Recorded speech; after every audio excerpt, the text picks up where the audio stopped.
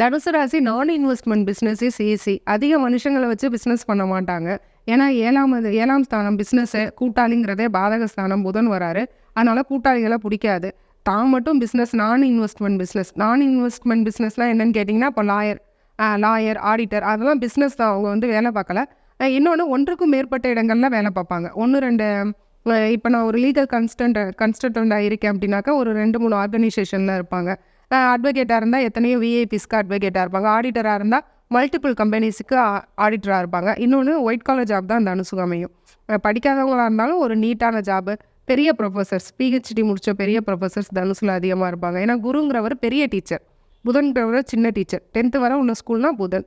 குருன்றவர் PG level, higher level, PhD, அதுக்கு மேலே வந்து போஸ்ட் பிஹெச்டி பண்ணுறோம், அதெல்லாம் வந்து குரு. ஸோ அப்படி இருக்கிற டீச்சர்ஸ் எல்லாம் வந்து தனுசில் இருப்பாங்க.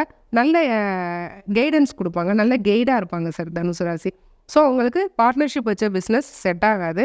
சொந்த தொழில், தனி தொழில், தனியாக இருந்து தனிக்காட்டு ராஜாவாக வந்து நல்லா இருப்பாங்க.